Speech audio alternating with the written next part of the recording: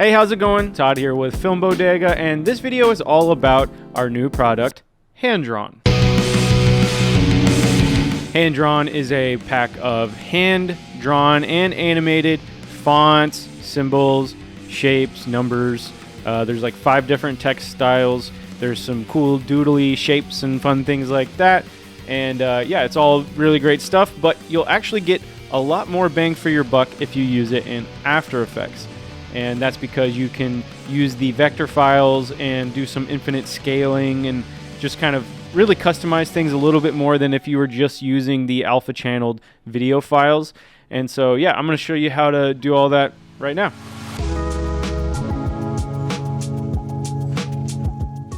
Here we have over here, right now we have just the video version. So these are the doodles.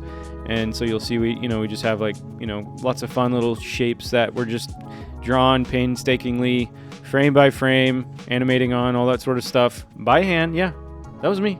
I did it by hand.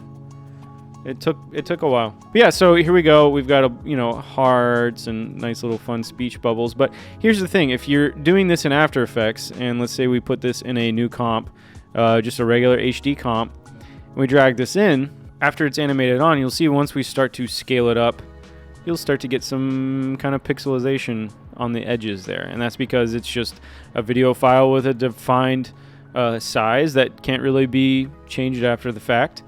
And so just to get a little bit of a visual here, you can kind of see it starts to pixelate a little bit. And so that's why we included the After Effects project that helps you out with that. So what we'll do is we're going to, up here in the project bin, we're going to right click, import, and we'll find this folder labeled After Effects, and we'll double click on this hand-drawn animated fonts and symbols. And so now you'll see over here we have this whole folder, and this is basically the file that I made all of this stuff in, but you'll also find that it's all organized and kind of laid out in a way that's really easy to use. So let's get a little scene going, and I'll kind of show you what's up. So I'll just do a new solid, right click down here. We'll just choose whatever color we want. Just make it orange, I guess. And yeah, let's drag in, let's see, let's say I'm gonna spell out my name, and we're gonna use the scratchy uppercase. So here's what I like to do. I like to take one letter and drag it in. So that's just the letter T. And then I will duplicate that same letter by hitting Control D or Command D on Mac and just drag it over. And so I'll basically, however many letters, I'll just make that many duplicates. So Todd is 4 letters, so T, T, T, T. And then I will grab the O and click on the second copy that I made and hold the Alt key and drag the O over there. And if you hold the Alt key, it'll actually replace it instead of just making a new layer.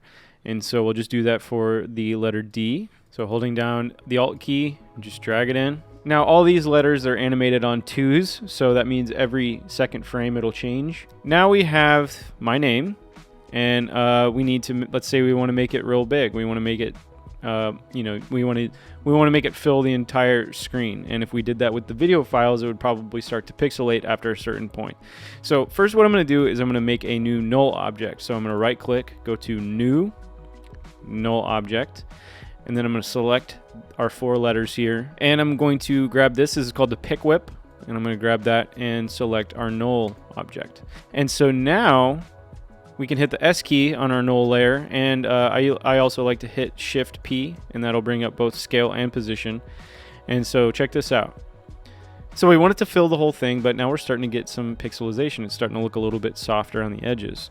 So we need to turn on continuous rasterization, which is a crazy word, but it just basically means it's going to use the vector aspect of these files. So the button for that is this one right in the middle. So we're just going to click right here. You'll see now we're getting nice crispy edges, and we can scale it as big as we want, and we're still going to have those nice crispy edges. So that's pretty great. So I'm going to get everything back down to a reasonable size. And let's put a little speech bubble kind of thing behind it. So we have lots of fun things in the shapes and doodles section here. I tend to really love the filled options, but we do have outlines as well, which is just you know, straight off, one-off kind of shapes and question marks and exclamation points, all that kind of stuff.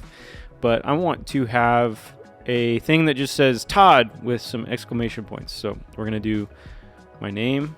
All right, so I'm going to also add a exclamation point. So let's add the chunky that's hard to say. Chunky exclamation point. We're going to drag that in. I'm going to go ahead and just click that continuous rasterization button, make sure everything's sharp. And I'm also going to use the pick whip tool and pick whip it to the null object. And here's a fun thing to do. I want this exclamation point to be a bright yellow. I'm going to click on our exclamation point layer. I'm going to go up to Effect, Color Correction, Tint. And I'm going to say Map White to, and I'm going to change it to whatever color I want. I want a nice bright yellow. Getting like Reese's Pieces vibes. I love Speech Bubble 4, and you'll probably notice I used it like 100 times in the trailer for this product. I just think it's fun. It reminds me of Spider-Man, and I like Spider-Man.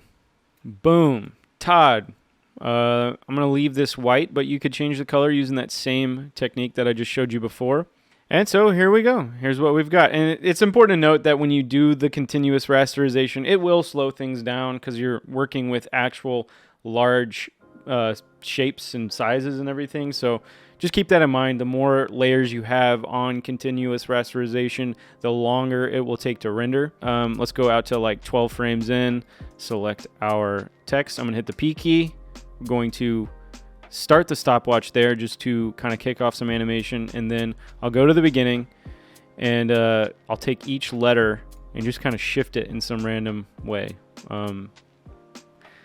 Just kind of make a chaotic little animation on. So just drag these around. And then we'll select the second keyframes, right click, keyframe assistant, easy ease, just to make them nice and smooth. And so now these are going to animate kind of smoothly, and I like for everything to have that kind of frame by frame stop motion feel to it. So what I'm going to do is right click, new, adjustment layer. I'm going to go to Effect, Time, and select Posterize Time. And here we can actually tell After Effects what frame rate we want squeezed into the actual frame rate of the comp. So I want to lower this all the way to 8. And so now this animation that we just did on these letters is going to look as though it's also frame by frame. It's just kind of choppier, it blends better. I use that effect all the time. And then another thing I'm going to do is I'm going to select each of our text layers, and I'm just going to shift each letter by 2 frames or 2 or 3 frames, just so they pop in one at a time. And so there you go. That's kind of a nice look. Now, if we want to just kind of fill things in a little bit, make it a little more fun, we can actually go back to our video versions here. And let's just pull some of these doodle outlines. We've got all kind of fun stuff like curly arrows. These are fun. So you wanted to like point to my name or something. We've got like hearts and heart shapes, so that's fun. I just like to sprinkle things in. It's fun after you get sort of your main stuff, and then you can just kind of fill in with a bunch of smaller little aspects. I love the shooting star. The shooting star is fun. So if you want to get a little more texture, a little bit more papery, hand-drawn kind of feel, one thing that I love to do, and this might be kind of a sneak peek at an upcoming product eventually when I can get to it, I love to have just some kind of animated, gritty paper type elements. So this is a great example. It's just like also animated on 2s. It's just a piece of paper that's kind of moving around. And this is a great way to pull out some extra kind of hand-drawn feel. So I'm going to drag that onto the bottom inside of our comp. And this is a 4K file. So we're going to scale it down. And we're going to do the same thing that we did with the exclamation point. I'm going to go to Effect, Color Correction, and then I'm going to select Tint. I'm going to map white to our orange color from before. So we can get that same look we had before, but now we have a nice little bit of papery texture in the background. And then I'm going to select everything else in our comp. And I'm going to hit right click, pre-compose, move all attributes, and then we're going to duplicate the paper layer. I'm going to delete the tint effect off of that one. And we're going to drag that above the comp that we just made with all of our little doodads and everything. And I'm going to go to this track matte drop down and select Luma Matte. And what that's going to do is all of the white areas or the lighter areas are going to allow the text to remain there, and then all the darker areas are going to kind of cut away. And we're going to add some of that papery texture to our design here. And so what I'd then like to do is kind of dial it in even more, and I'll grab a color correction curves effect right here. And we can even further dial that in. If you want more paper texture, you can drag this lower in. This is the shadows on the curves here, and you can actually add more of that texture and just kind of find a nice little middle ground where you like it. And so that looks pretty cool to me, and you can make it even more contrasty if you want, less contrasty, whatever. That's totally up to you, whatever style you're going for. And then I'll go ahead and add that to our speech bubble as well. I actually meant to pre-comp that in before, but boom, same deal.